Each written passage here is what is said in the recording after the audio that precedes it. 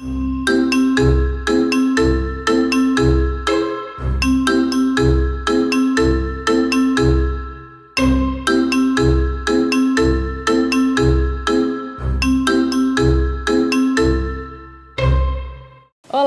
O Papo Literário de hoje é com a assistente social e escritora Sônia Alcalde.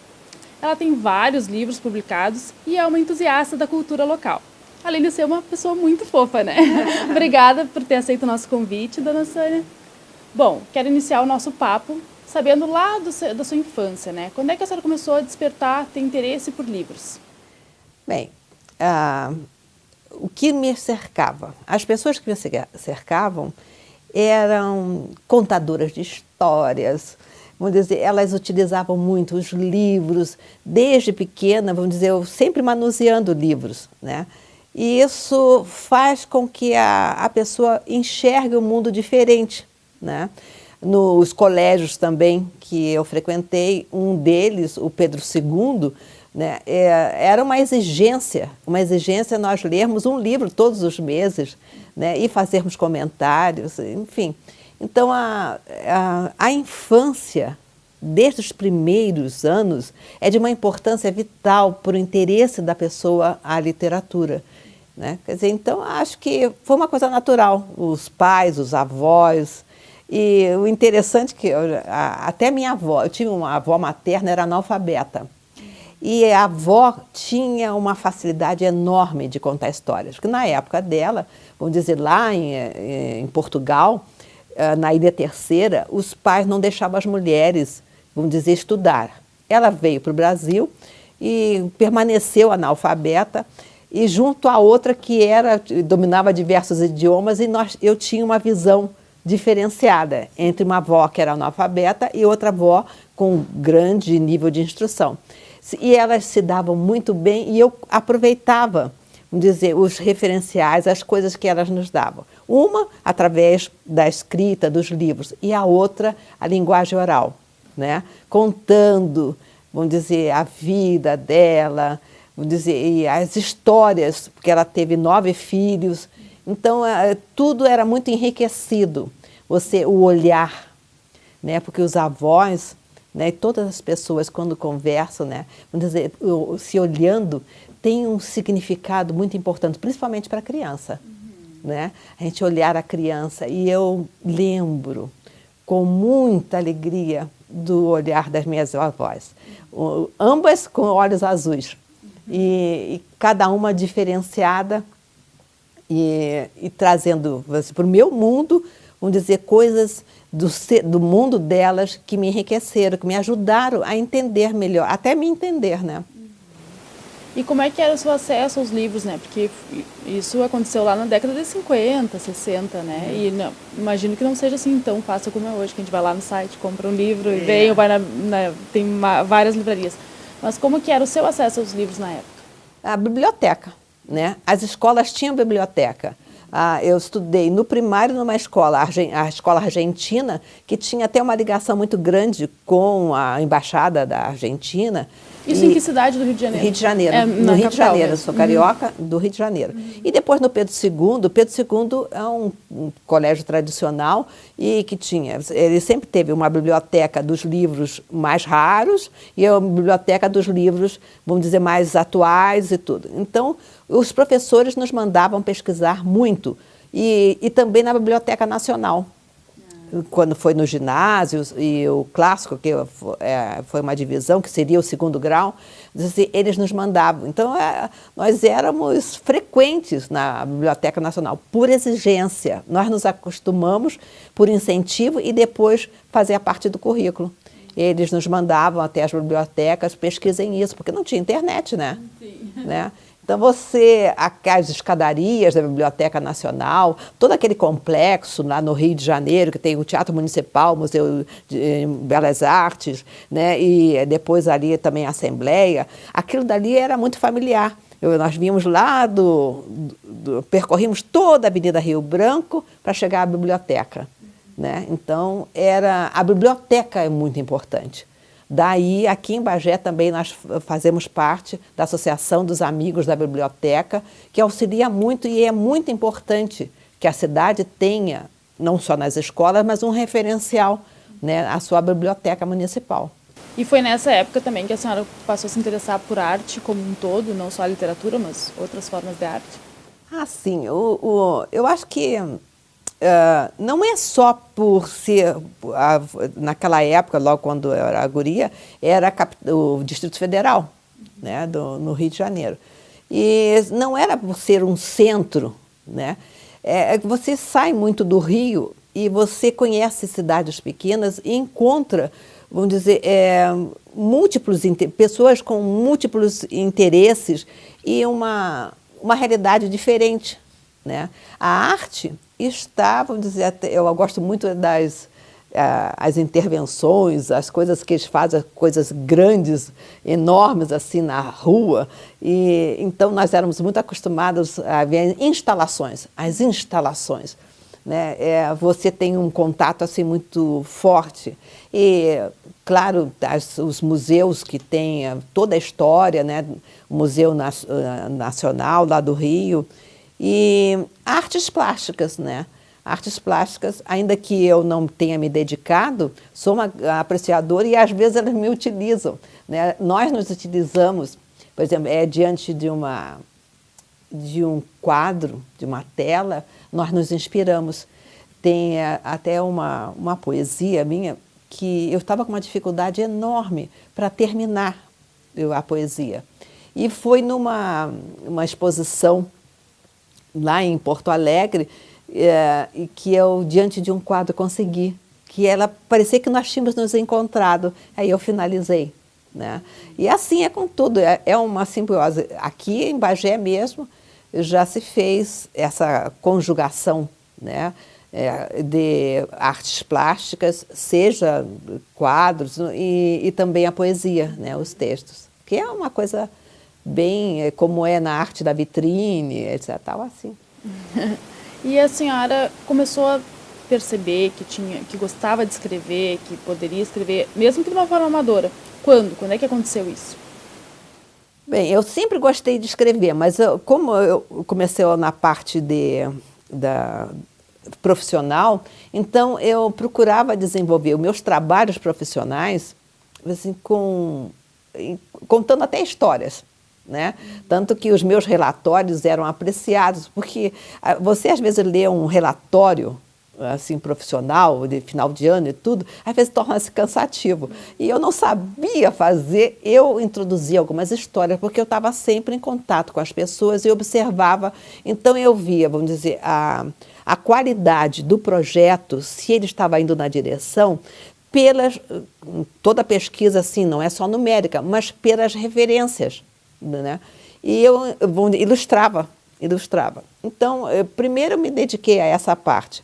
E sempre anotando alguma coisa, alguma ideia, né? Porque depois, mais adiante, quando eu vim para Bagé, nos mudamos, aí sim que a coisa se desenvolveu mais.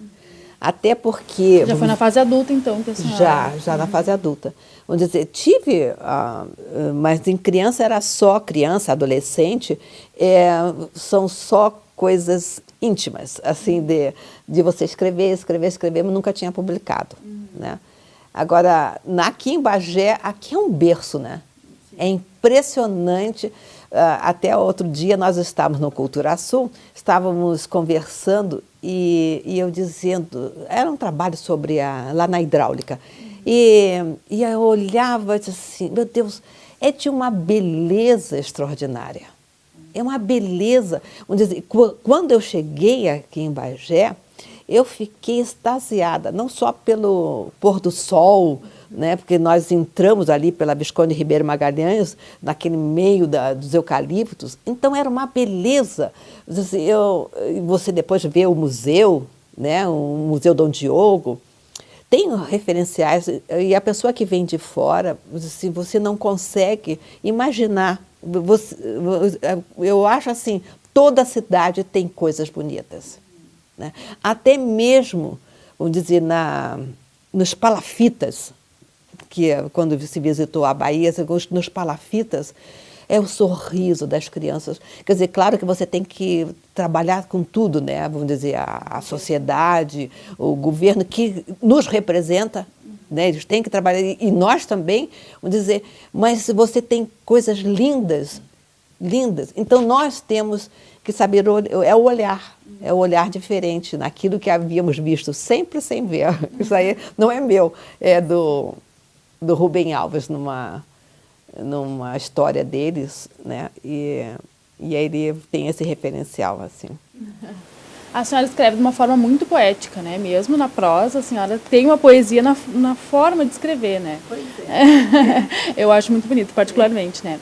Como é que a senhora chegou a esse formato, né? A senhora foi treinando, a senhora estudou para chegar a essa forma tão leve, tão sensível de escrever? Bem, primeiro cada um tem o seu estilo. Né? Não adianta você, Augusto dos Anjos, você vai e encontra uma poesia concreta, enfim. Tem cada um, né? Manuel Bandeira, enfim, cada um tem o seu Cora Coralina, né? Meu Deus, então cada um tem seu estilo. E aqui na Cultura Sul nós nos admiramos muito dessa identidade que nós temos a nossa digital. Né? E também temos na forma de escrever, temos a nossa digital. E aí, mas precisamos, nós nos trocamos. Então, nós vimos assim, um tema que nos é dado, assim, vamos trabalhar, vamos dizer, a flor. Uma coisa, cada uma pega um aspecto. Não tem, olha, mesmo tema e não tem. Vamos falar sobre Bagé. As visões são diferentes, é a nossa identidade. Mas há necessidade também de aprimoramento. Eu lembro assim que quando tem eu utilizo muito a anáfora, mas teve um tempo que eu nem me lembrava que era anáfora, que é você às vezes repetir. Era uma vez, sabe, repetir. E aí a Rafaela Ribas, que é muito, vamos dizer, uma professora de literatura, de português, maravilhosa, e aí ela identificou, Sônia, aqui, então você também se aprimora. Você vai se aprimorando. E esse aprimoramento, vamos dizer, nós fizemos também, foi muito importante, foi na oficina de criação literária Alcir Cheuich. Esse daqui, que teve a participação de diversos, inclusive a Rafaela, até a Rafaela. E nós tivemos a Sarita, o Falcão, a Fabiana e a Yara Botelho. E nós fizemos parte da oficina e é um prazer você parar e se olhar. E o grupo também se olhar, né? Te olhar, né? No caso, nós temos esse grupo permanente, que é o Cultura Sul, e que faz essa leitura. Está sempre nos olhando. Sônia, o que você quis dizer com isso? Eu disse, quando é que foi? Eu disse, não, diz você, o que você sentiu com isso? Né? Então, porque a gente, quando faz um texto, seja em prosa, seja em verso, vamos dizer, ele, depois que é feito, é para o mundo. Né? E aí você se surpreende, eu cada vez mais fico surpresa, eu penso uma poesia, não tenho, vamos dizer, foi um momento assim, né? E aí depois comento, até as crianças, eu não sabia que poderia ter, e olha a responsabilidade que é da palavra, né? Que você quando lança para o mundo vai atingir qualquer pessoa, né? E aconteceu no primeiro livro, As Estações do Eu, não sei se era por causa do tamanho, as crianças adoraram, que não sei o quê. Menino, teve uma com 8 anos, ela sabia decorar as poesias que eu não sabia. Ah, que amor! Então ela interpretava, e interpretando, não declamava só, ela interpretava e com uma graça. E ela dizia, qual foi? Eu gostei dessa, assim, e eu ficava, olha a responsabilidade. Não é? Quer dizer, depois que você faz, vai para o mundo, então. Bom, a senhora tem vários livros publicados, né? Só da senhora, em parceria com outros escritores, várias revisões, antologias, né? Mas eu queria que a senhora nos contasse, assim, sua primeira publicação. Como que é a história dela? Como é que a senhora percebeu que estava na hora da senhora ter o seu livro? Esse foi esse daqui, Papos e Pontos. Esse tem uma história, fui eu e Sarita, tá? Nós estávamos fazendo um curso de especialização na Urcamp, de saúde mental coletiva, e depois de trancos e barrancos, etc., tal, nós conseguimos fazer um trabalho final que foi elogiadíssimo, aquela coisa, mas foi baseado em histórias. O nome do trabalho era Bagé, Faces e Máscaras. E foi levado a diversas cidades, a banca aprovou com louvor, aquela coisa toda. E esse livro, nós começamos, surgiu dos momentos que nós estávamos fazendo o trabalho final. Porque era tanta história, a gente parava, em vez de estudar, a gente estava lá, era contando histórias. Eu disse, Sarita, quem sabe nós vamos fazer?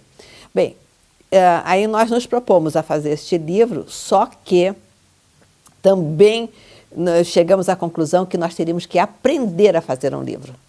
Então, ele é artesanal, assim, nós fomos aprender. Naquela época era datilografia, nós não sabíamos datilografar. E como é que começou a época de usar muito computador e a gente ainda estava no dedo. E eu disse, não, vamos aprender 3 meses de datilografia. E aprendemos que desenvolveu a força nos dedos e a gente executa, a gente faz todos os trabalhos no computador, sem olhar para o teclado, né? Que isso daí ajuda muito. E aí depois nós juntamos, a Eleonora fez a capa, né? Naquela época ainda tínhamos o Secom aqui que era uma gráfica da Urcamp. A capa foi feita num outro local que eles não tinham condição de fazer. E a Eleonora fez, que é um Papos, né? Papos e Pontos. Essa aqui Isso foi nos anos 90? Foi em 94. Foi em 94, se não me engano. 95. Porque em 94 nós terminamos o curso de especialização, foi em 93, eu 94, e aí depois nós fizemos. E esse daqui foi também estratégico. Nós lançamos num evento internacional, vendemos tudo. Foram 1000... Porque é bem difícil para um escritor, toda a comercialização, muito. Todo o processo de fazer um livro, produzir e comercializar, né? Mas nós andávamos com o livro sempre embaixo do braço. E aí nós fazíamos assim. Onde a Sarita fosse, né, uma outra cidade, ele levava. E eu também. Aí eu fui ao Rio, tinha uma reunião lá com os empresários e eu com o meu livrinho. Isso aqui, entreguei para um, se interessou, fez contato, já comprou 500. Para os brindes. Então, para nós, vamos dizer que isso também é um reconhecimento. Existem as estratégias, né? Mas nesse caso, até as vendas foram artesanais, né? Assim, embaixo do braço. Bom, agora vamos falar do seu último livro, Selfie Matina, que foi lançado no finalzinho de 2017, né? Queria que a senhora nos contasse um pouco da história dele, que é modernoso, já com uma selfie. Pois é, Selfie Matina. Bem, esse daqui foi eu estava fazendo a revisão da Sarita, esse daqui, nós lançamos juntas. Estava fazendo a revisão da Sarita, porque ela revisa os meus livros, eu reviso os dela. Estava fazendo, se eu já tinha material, eu disse, vamos lançar juntas, né? Vamos lançar, aí já aproveita, eu estou tendo um trabalho para, né, fazer a revisão, porque a gente tem trabalho, né, para a revisão. E aí, vamos dizer assim, você aí já revisa o meu e a gente lança. Então, sempre, capa, esse daqui foi tanto da Eleonora, foi o meu e o da Sarita, a Eleonora que fez, quem fez a capa. E aí nós fizemos um livro um menor número de páginas, né? Até por correspondência, assim, nós chegamos à conclusão que o custo também, porque o custo influencia muito na publicação, né? Então, assim, nós selecionamos, olha, vai dar tantas páginas e fizemos, né? Foi uma... E essa é poesia? Poesia, tudo é poesia. E tem a influência, né? Aqui tem um olhar sobre o mundo, sobre a família, sobre nós mesmos, né? É uma selfie. Uma selfie em que nós nos encaramos e também aquilo que está à nossa volta, né? Ainda, até a primeira vez que eu tirei uma selfie, eu não sabia que era selfie. Eu já tinha ouvido falar em tal de selfie, mas que negócio é esse? Eu não sabia. Estavam eu e meu marido atravessando um rio, numa pinguela lá no Nordeste, e os guris no rio, se banhando. Como as pessoas, tinham umas pessoas mais distantes, eu disse, Zé Emílio, aqui a imagem é tão bonita, não tem ninguém para tirar a foto para a gente. Vamos ficar assim, eu tiro uma foto. E aí os guris lá dentro da água, tirando uma selfie. Ai, meu Deus do céu, outra vez esse tal de selfie, o que é isso? Aí eu disse, só pode ser a gente tirando foto de si mesmo. Isso já faz alguns anos. Mas foi a observação que as crianças já dominavam e nós não, né? E nós estávamos fazendo alguma coisa por instinto, né? Por instinto nós tiramos e aí depois tem essa história da selfie. A selfie que eu não sabia o que era, né? E que depois virou tema, né? Título do livro. Bom, queria que a senhora também nos contasse um pouco sobre essa coleção que a senhora me disse antes da entrevista, que é uma das mais importantes obras, né? Que é uma organização que a senhora realizou. A senhora pode nos contar um pouco? Bem, a Heloína Lopes é evangelizadora, né, do movimento espírita, né, e faz parte também da casa da qual eu participo, o Amor e Caridade. Está fazendo 100 anos, né? Sim, a gente entrevistou o senhor esses dias. E aí tinha umas histórias, no início, quando começou a evangelização aqui no Brasil, vamos dizer, elas iam por tudo quanto era lugar e faziam as histórias, passavam no mimeógrafo, escreviam à mão, mandavam para as pessoas. Essas evangelizadoras morreram. E estavam todas as histórias estavam guardadas na federação. A Heloína e eu fomos à federação para conhecer, porque a Heloína conversou comigo, porque eu já tinha uma história de edição de livros, né? Por isso que nós começamos a nos interessar. E aí eu disse, olha, isso daí que não é para deixar fechado, tem que colocar para o mundo, né? Isso é uma relíquia. E nós ficamos 2 anos dedicadas, vamos dizer, quase que exclusivamente ao Conte Mais. Era um número significativo, muito mais que as 234 histórias que nós selecionamos. Porque muitas nós vimos que eram adaptações, né, de histórias que já existem, então nós procuramos deixar só aquelas que nós vimos que não tinham outras referências, né, ou que eram universais, já eram públicas, né. E elas faziam uma versão diferente e tal. E nós separamos por idade. Hoje já está na 10ª edição. A Heloína, nós cedemos os direitos patrimoniais para a federação. Os direitos autorais sempre ficam, né? Vamos dizer, a pessoa que organizou. As famílias das pessoas que supunhamos que eram as autoras das histórias fizeram também a cedência, né? Tudo numa forma legal. E aí se lançou primeiro o volume 1. O volume 1 teve, em um mês, terminou, 1000. Foram 1000 que se fez e terminou. E aí, em seguida, já o 2, o 3 e o 4, completando e desenvolveram, tornou-se um programa. Desenvolveram, vamos dizer, uma série de oficinas para a contação de histórias e também já tem municípios até que adotam, né? Inclusive um amigo nosso, que ele é advogado criminalista, ele usa às vezes as histórias, faz uma versão, usa, vamos dizer, porque são histórias todas com fundo moral, né? E você pode adaptar para qualquer idade. Sim. E elas são utilizadas aqui no Rio Grande do Sul, fora? Como é que é a utilização? Bem, está havendo, vamos dizer, um movimento de tradução. Tá? Já está na 10ª edição, né? Mas sabe que tudo isso, até a tradução, leva tempo, né? Então, estão fazendo o espanhol, né? Que tem... na língua portuguesa está tudo por aí. Quer dizer, o espanhol, o inglês, o esperanto, o francês. Essas são as 4 que são as metas, né? Mas aqui, eu estava no Nordeste, quando eu olhei, estava lá o Conte Mais sendo vendido numa... É importante que a gente fez para as crianças, né? Para os pais, porque esse livro, ele é as histórias sem ilustração.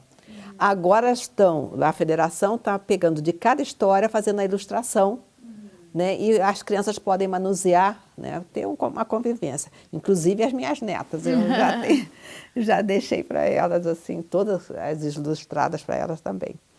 Falando nas suas netas, a minha próxima pergunta é sobre a sua parceria com as suas netas, que eu imagino que a senhora já fez parceria para escrever e organizações e antologias com várias pessoas, né?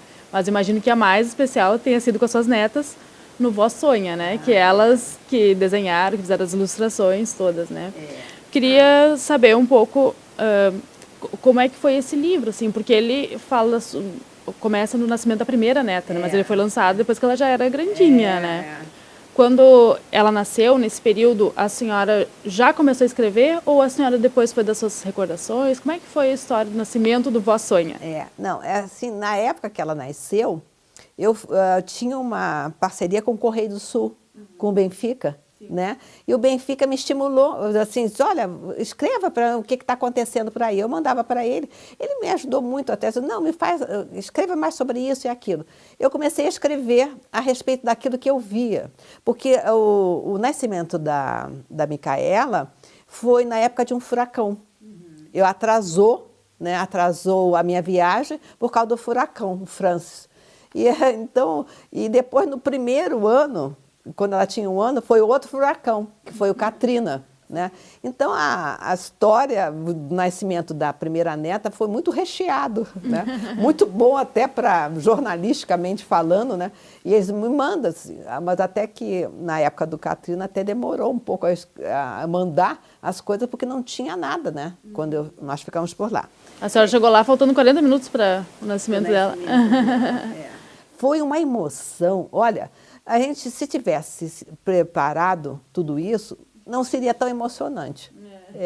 Porque eu entrei na sala, claro, né, nervosa e tudo. O Marcos, o marido da Eleonora, o Marcos Machado, o Marcos me deu uma máquina digital.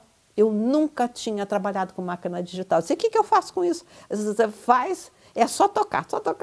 Eu adoro foto, né? Adoro fotografar. Quando eu viajo, eu tiro bastante fotos. Ele disse assim, e eu tirei de tudo. Então, a emoção do nascimento da Micaela, né? Ver a filha, né? A filha, que estava tendo uma criança, né? Então, e eu mandando as coisas aqui para o Brasil, que ainda não tinha a velocidade da internet como tem hoje, né? Foi em 2004, né? E depois em 2005, por causa do furacão, acabou tudo. Então, todas essas remessas da emoção através dos meios de comunicação que existiam, né? E foi realmente... Então, começou tudo a ser registrado. Outras histórias, vamos dizer, eu comecei não tinha publicado, ainda não tinha publicado. Algumas foram num site no Rio Total, de gente lá do Rio de Janeiro. Então, a Micaela, ela começou pequena. Eu mandava as histórias para ela, as poesias, os textos, e ela desenhava.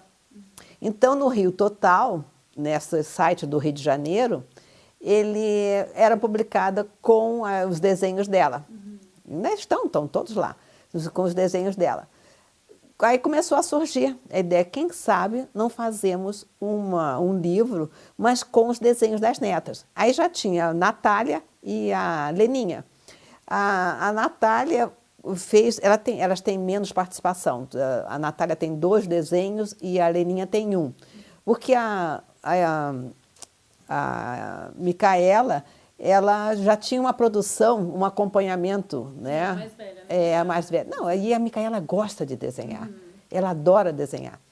E começou, né, a fazer, tem um... Eu não sei, olha, essa aqui era as minhas 3 mimosas, e em gatinhos, né, que ela desenhou. Então, em outras coisas, ela desenhava e eu ia selecionando, ou ela, de acordo com o texto, a mãe, quando ela era pequena, contava para ela e ela desenhava. Né? Foi aí que nasceu o projeto. Mas, claro, vamos dizer, foi um projeto mais caro, né? Porque eu teria que ser todo colorido. Né? Como é que você vai apresentar para as tuas netas, né, os desenhos dela que são coloridos e botar tudo em preto e branco? Né? Só uma cor? Não. Aí, não, então vai ser colorido. Foi mais caro, mas deu, assim, deu muito bem, vamos dizer, foi bem aceito. E é histórico, né? Porque tem as 3 netas participando, né, da construção desse vossonho, de histórias desde o nascimento da Micaela, né?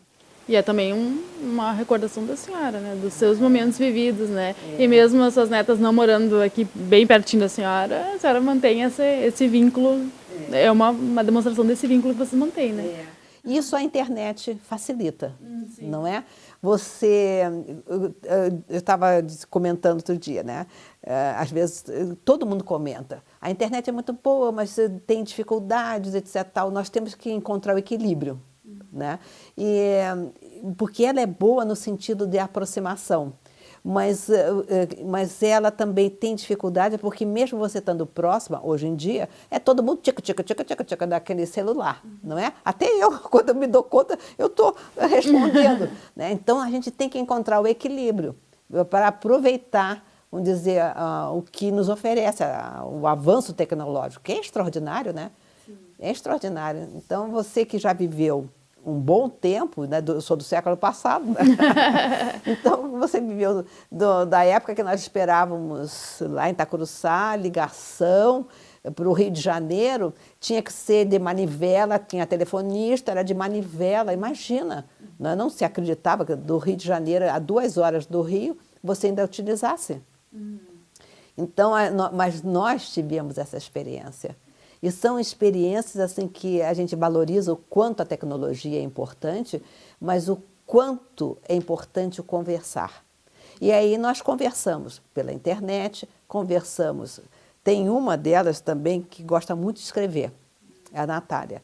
E outro dia ela me passou um WhatsApp e depois no WhatsApp tinha uma mensagem de áudio, que queria uma sugestão para ela estava terminando a letra de uma canção. Né? E aí, sugestão. Aí eu dei umas dicas para ela, mas que ela que tinha que fazer. Né?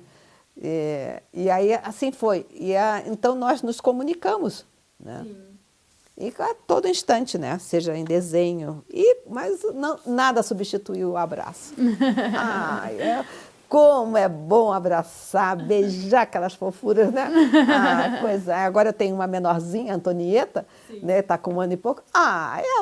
Ela pega os livros, ela já sabe, esse Selfie Matina, ela teve no lançamento. E aí, vamos dizer, ela pega, ela abre e sabe que a vovó está aqui. Ela sabe, ela mostra a vovó, com 1 ano e pouco. Vamos dizer, então é assim que a gente vai incentivando, né? E bota os livros para elas e apertar, abraçar. Como é bom, né? Você imagina, não adianta só dizer eu te amo e tudo, não. Tem que dar carinho, demonstrar. Né? Bom, falando de uma outra obra que é da senhora, uma organização das poesias do Hector da Costa Freitas, né? Que é um bageense. Eu queria saber como que a senhora chegou até esse nome, né? Porque ele, assim, o nome não é tão conhecido, a gente conhece outros poetas aqui, mas ele é um pouco menos conhecido, né? Menos popular, digamos assim, menos conhecido, menos popular. Como é que a senhora chegou até as poesias dele? Como que foi a história da organização desse livro? Inclusive, as capas são minhas.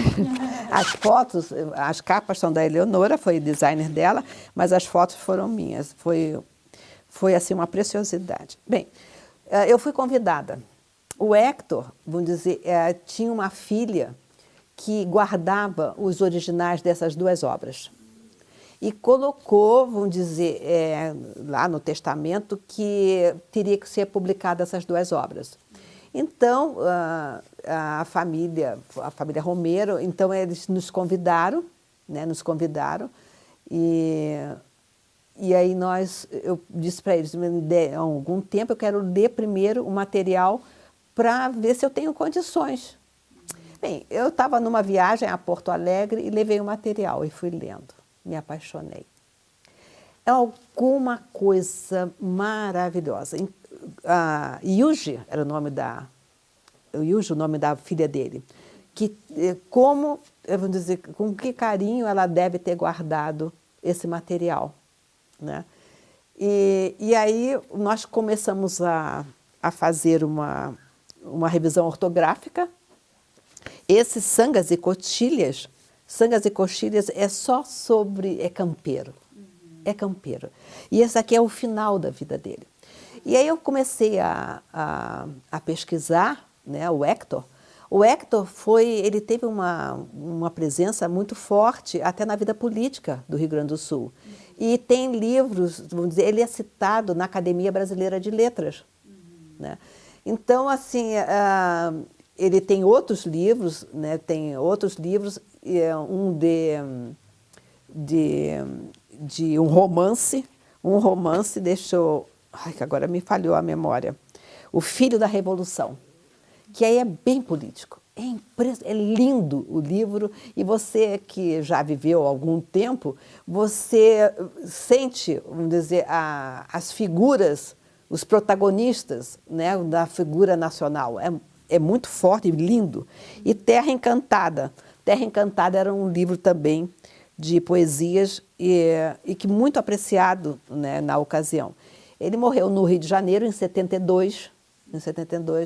Então, ela, a filha, guardava os originais dessas duas obras, até que, por motivo da falecimento dela, veio nos últimos desejos, né, que fossem publicados esses dois livros. E a família, então, publicou, me convidou, e eu tive o maior prazer. É uma honra, né? O maior ser prazer. Escolhida, né, para fazer a seleção. Foi um prazer imenso, imenso.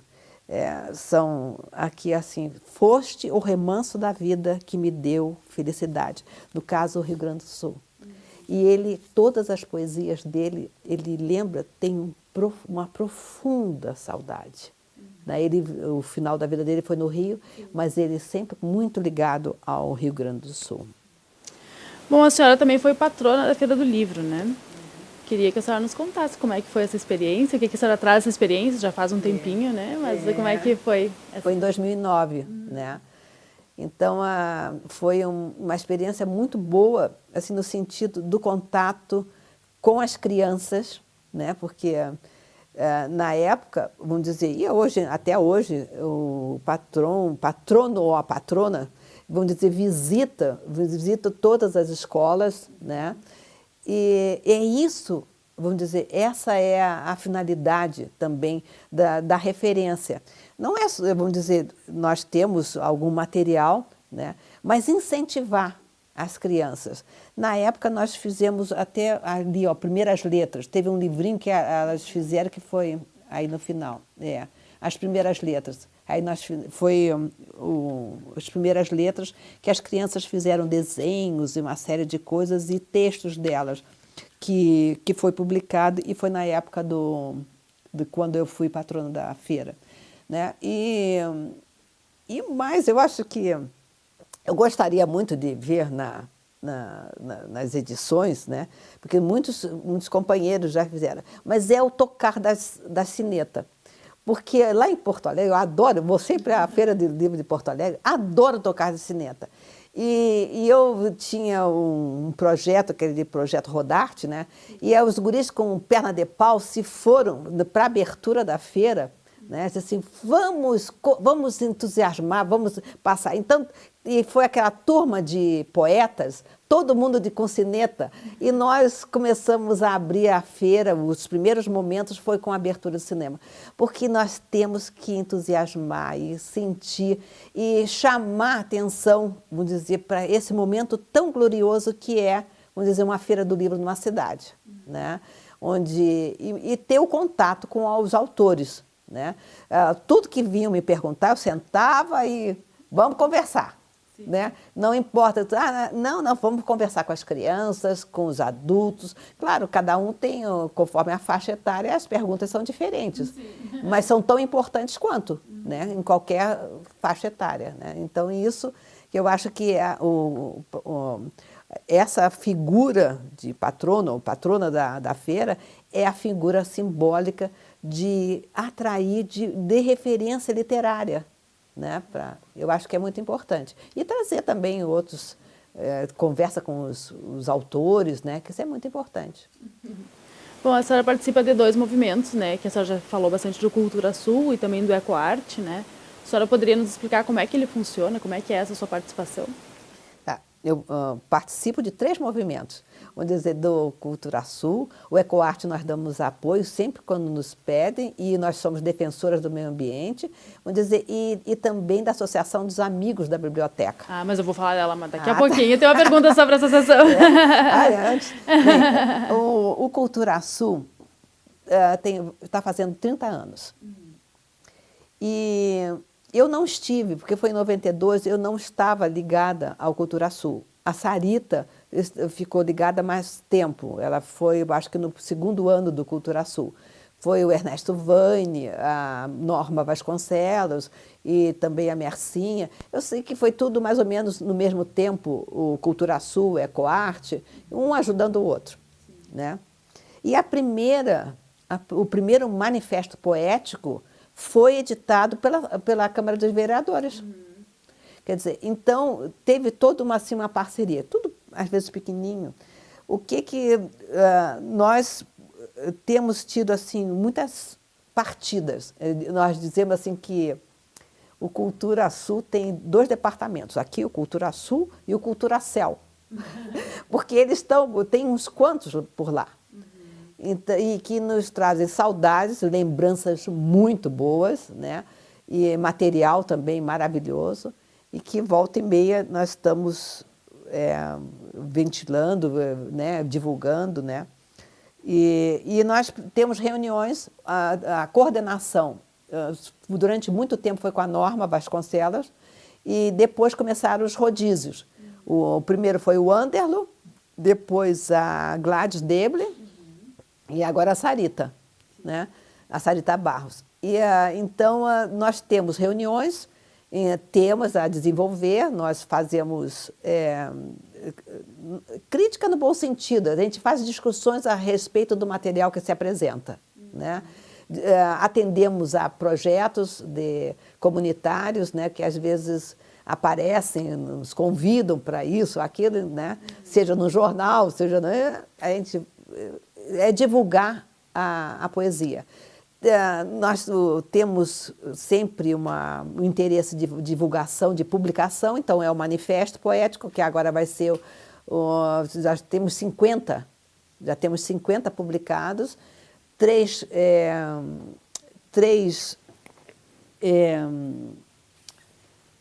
antologias, algumas com convidados.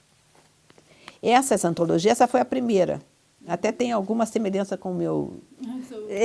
Não, é que, assim, ó, o primeiro foi em 2007 e 2008 foi aos 20 anos de Cultura Sul. Sendo que o pessoal adorou a cor e não sei o quê, todo mundo gostou, então vamos fazer igual, vamos fazer parecido. Né? Não tem nada a ver as letras, mas se aproximam. Depois, nós fizemos em homenagem aos 200 anos de Bagé, a foto é da Estela Vasconcelos e a concepção e o design é da Eleonora. E Tudo que Não Cabe foi o último em 2015. Aqui, vamos dizer, tem um pouco de cada uma, um pouco. Né? Nessa daqui foi um louvor, um ato de louvor a Bagé, né? Que, no caso, a Sarita, que é do Alegrete, né? E que tem outras histórias de nascimento. Assim, Não demora, ela é bagéense também, né? Porque ela recebe o título de cidadã bagéense daqui uns dias. Coisa boa. Né? Vamos estar todas lá vibrando por ela. Assim, e aí, vamos dizer, aqui é um momento de celebração. né? Porque você fala o manifesto, até nós estamos vendo uma produção de todos os manifestos, mas o que fica mesmo é aquilo que está registrado. Porque se comenta, se tira muita foto, mas não se tem foto, não se tem foto impressa, né?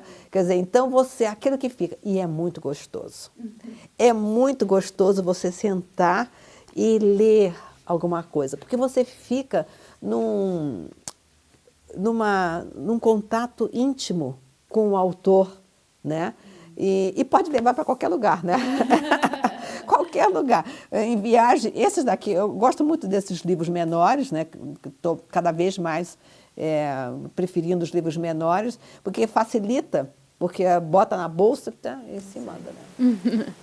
Bom, a senhora já falou, né, um pouquinho sobre a Associação dos Amigos da Biblioteca Pública, né? Isso que a minha próxima pergunta era sobre isso, né? Como é que surgiu seu interesse pela Biblioteca Pública de Bagé, já que a senhora não é de Bagé, agora a senhora é cidadã bagiense, né? A senhora é porque a senhora ganhou o título nos anos 90, mas como é que surgiu esse seu interesse por ajudar a Biblioteca Pública, de que forma, como que funciona a Associação dos Amigos da Biblioteca Pública?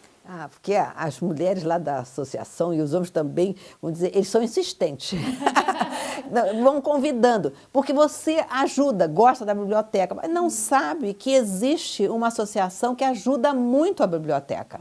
Então, a Associação dos Amigos da Biblioteca tem sido, ao longo do tempo, vamos dizer, um apoio imenso para a biblioteca, né? Porque, às vezes, as verbas são poucas que vão para a biblioteca. E, tendo uma associação, você pode fazer projetos, né? Os ar-condicionados, os splits, que agora é o nome split, vamos dizer, e uma série de outros materiais, é tudo pela associação. Né? E assim vamos adequando cada vez mais, ajudando, porque o governo é que tem a responsabilidade de nos representando e ajudando, né? Tudo. Mas nós também não podemos ficar parados. Se existem meios de melhorar, vamos fazer. Então, elas nos convidaram, imagina, Yara Botelho, né? Vamos dizer, a Maria José Colares, né? Foi na época da Maria José que nós começamos a participar. Aí nós já nos associamos, já nos metemos e fazemos uma coisa, tem o FIMP Partituras, que foi ideia da Eleonora, e que nós ajudamos também É uma sala só de partituras, né? Dentro da Biblioteca Pública. Ainda está sendo desenvolvido, né? Mas é com o objetivo de cada vez mais, vamos dizer, dar o melhor, né, para a população, né? E para aqueles que ainda não chegaram até a biblioteca, é uma beleza, né? Além do espaço, que é muito bonito, porque não é toda a cidade que tem uma biblioteca desse tamanho. É um acervo muito vasto que tem, né? Desde livros de aula, né, de matemática, de química, de física, língua portuguesa, até livros mais literários mesmo. Não, tem um acervo bem grande e está muito agradável estar lá dentro, muito agradável. Então é para isso mesmo, né? São esses três, né? E porque eu também, enquanto espírita, eu tenho um movimento assim muito... me dedico, né? Então, o tempo só tem 24 horas, menos 8. Não, a gente já tem em português, né, tia? Você lê, você se ajuda, uma boa leitura, né? Você se ajuda a corrigir, vamos dizer, esses erros que você escuta tantas vezes o pessoal dizer menos, mas não tem, é menos. Bom, e a senhora tem planos literários para o futuro? Sempre a gente tem, sempre se tem. A gente vai juntando e dá um espaço, lançamos, né? Tem algumas coisas, esse ano, a Sarita já falou na última reunião sobre a nova antologia, quem sabe se nós vamos lançar, a antologia dos 30 anos, e que a gente sempre faz, eu e a Sarita, nós organizamos e participamos também. Quer dizer, então, as antologias do Cultura Sul estão sempre dentro dos nossos planos, né? Os manifestos também. Quer dizer, então, a gente está sempre em movimento, né? E alguma coisa mais que apareça e tudo, né? Quando vê, as netas também me incentivam. Tem uma que está com um projeto, está querendo que eu desenvolva um projeto. Tá, então vou pensar, porque eu já tenho material, então a gente pode juntar esse tipo de material e fazer uma parceria, porque eu acho que até a Biblioteca Nacional, quando eu fui registrar o Vó Sonha, eles consideraram, ainda está em processo, eles consideraram que a participação da Micaela é tão grande com os desenhos dela, que merece, vamos dizer, ela entrar na ficha técnica. Como coautora. Merece, assim, a gente tem uma participação muito grande. E então agora estou vendo se a gente faz alguma coisa para ter essa honra, né? Dessa honra de incluí-la, vamos dizer, porque é uma participação imensa que ela teve, né? Sim. Todo cuidado, né? Olha só, todo cuidado, olha só que coisa linda. Eu me encanto, né, com o desenho das crianças. Bom, para finalizar o nosso papo, queria que a senhora nos desse uma dica de leitura. Aqui, Lagoa da Música. Bem, Pedro Vane, que leva o nome da Casa de Cultura, é uma pessoa assim que deixou um rastro poético e de grande sensibilidade e leitura da nossa região. Vamos dizer, com o Lagoa da Música, com Charqueadas, os versos meninosos, né? E todos os... eu tive o privilégio de ter contato com pessoas que conviveram com ele, que foi meu sogro. O meu sogro era muito amigo do Pedro Vane, né? Os dois juntos estavam sempre em conversa.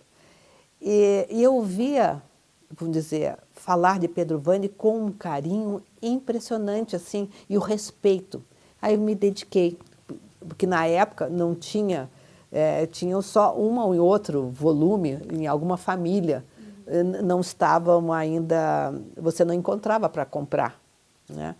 Então eu pedi emprestado, fui na biblioteca, vi como é que estava. Então esses livros os versos meninosos são extraordinários, porque é uma declaração de amor a Dininha, a esposa dele. Então, Lagoa da Música, vamos dizer que foi lançado em 2000, quando há 45 anos não era editado, vamos dizer, o Lagoa da Música, e a Sarita e eu fizemos a edição dos versos do Lagoa da Música. Então, a leitura que nós indicamos é Pedro Vane, vamos dizer, Ernesto Vane, seu filho, e todos os Vanes que têm uma contribuição muito grande. Conhecer a sua cidade. Porque você conhece autores de todo mundo. Não conhecer, vamos dizer, os autores da sua cidade é desconhecer-se. Então, quem é que vai primeiro, como é que você vai ressaltar? Vamos dizer, é pelo afeto. E só se ama aquilo que se conhece. Então, a Lagoa da Música é a profundidade, vamos dizer, que ele trata as coisas místicas e vamos dizer, a cultura local. Charqueadas, vamos dizer, a realidade da época das charqueadas. E assim, vamos dizer, os livros também de Ernesto Vane, os poetas, um grande poeta, mas Pedro Vane foi o que eu me tornei Bagé através do Pedro Vane. Não, aliás, não, Pedro Vane não, eu me tornei bagiense pelo amor que Zé Emílio tem, vamos dizer, a Bagé. Porque a família nos leva, a família Alcalde nos leva assim, muita ternura, me deixou, vamos dizer, envolver com muita ternura.